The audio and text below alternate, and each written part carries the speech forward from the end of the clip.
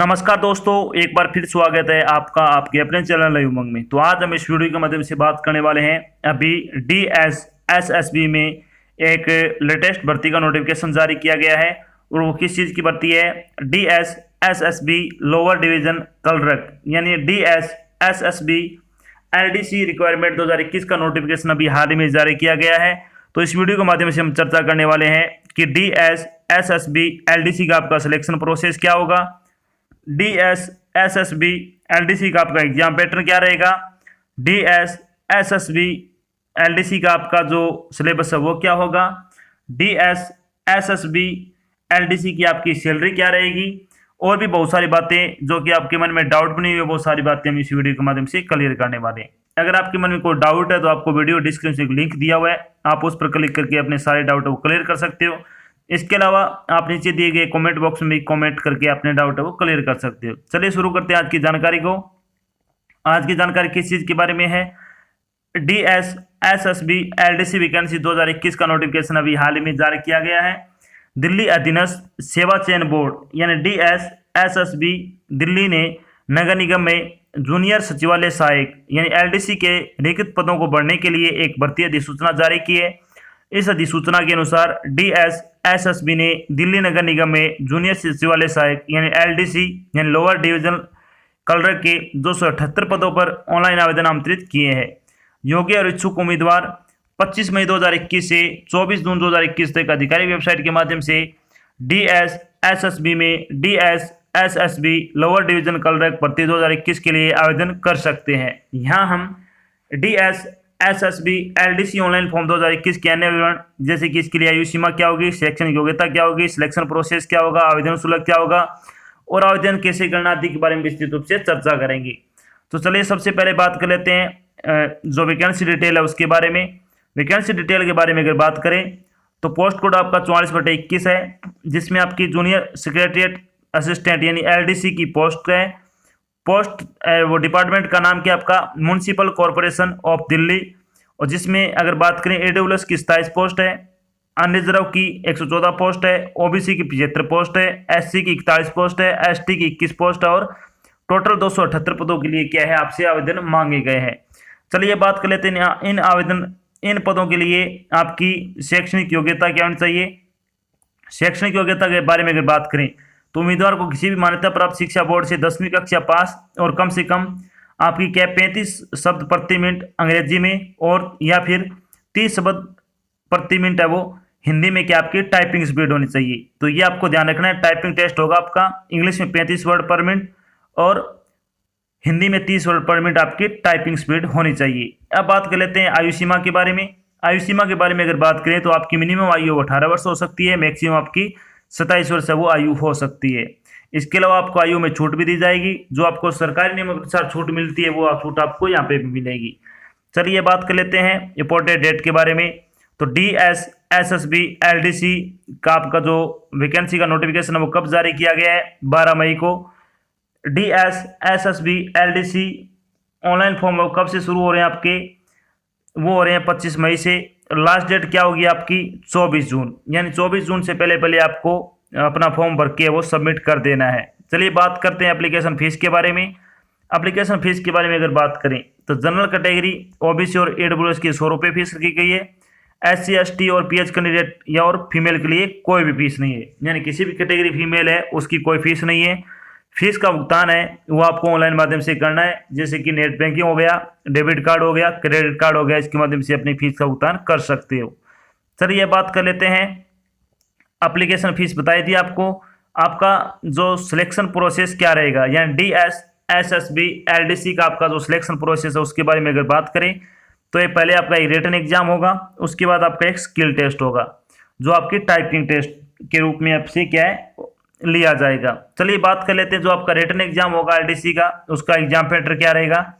यानी DSSSB lower division clerk यानी DSSSB LDC का आपका एग्जाम पैटर्न के बारे में अगर बात करें तो जनरल अवेयरनेस का आपका इस जो सब्जेक्ट होगा उससे 35 क्वेश्चन होंगे 35 नंबर के, रीजनिंग के 35 क्वेश्चन 35 नंबर के, न्यूमेरिकल एबिलिटी के 35 क्वेश्चन 35 नंबर के, हिंदी लैंग्वेज के 35 क्वेश्चन 35 नंबर के, इंग्लिश के 35 क्वेश्चन 35 नंबर के, कंप्यूटर के 25 क्वेश्चन आएंगे 25 नंबर की। टोटल आपका 200 नंबर का पेपर होगा।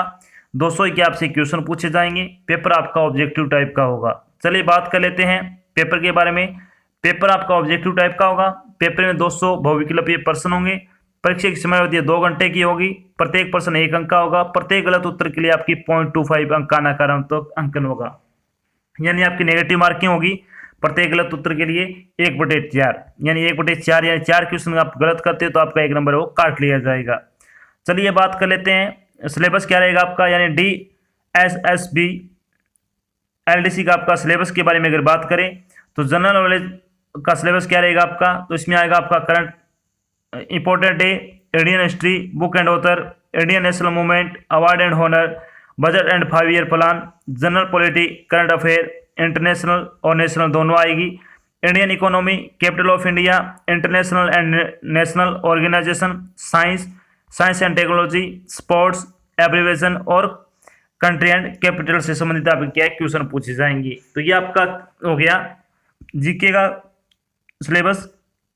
अब बात करते हैं रीजनिंग का सिलेबस क्या क्या रहेगा। तो रीजनिंग में आपसे क्या क्या पूछा जाएगा, verbal and non verbal reasoning, verbal and figure classification, arithmetical number, analogy, judgement, decision making, visual memory, discrimination, similarity, differences, space visualisation, problem solving, analysis, observation और रिलेशनशिप कॉन्सेप्ट से संबंधित क्वेश्चन आएंगे।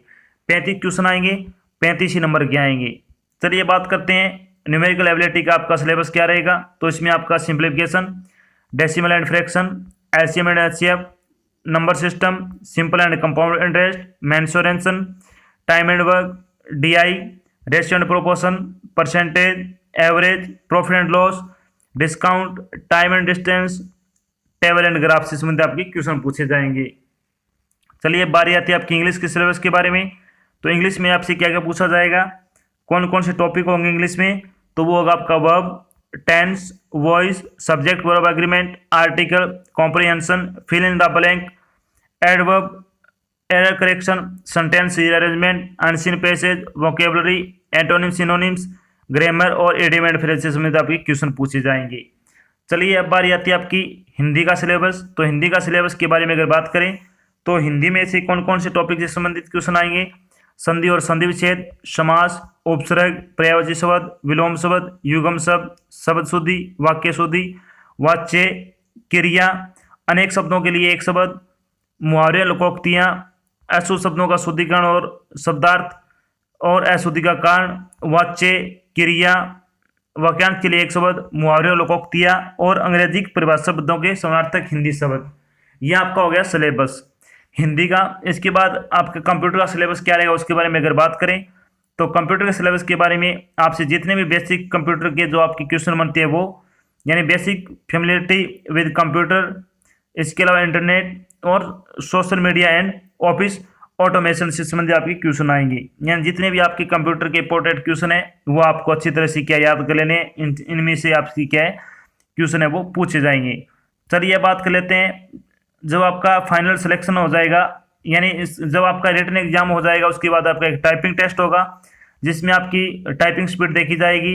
इंग्लिश में 35 वर्ड पर minute और हिंदी में आपके 30 word पर मिनट, दोनों में से किसी एक में आपकी स्पीड अच्छी है तो वही आपको चूज करना है। दोनों जरूरी नहीं है दोनों करें, आपको एक में से अगर अच्छी स्पीड है तो वो जरूर चूज करें और उसमें अपना अच्छा एफर्ट दें ताकि आपका फाइनल सिलेक्शन हो सके।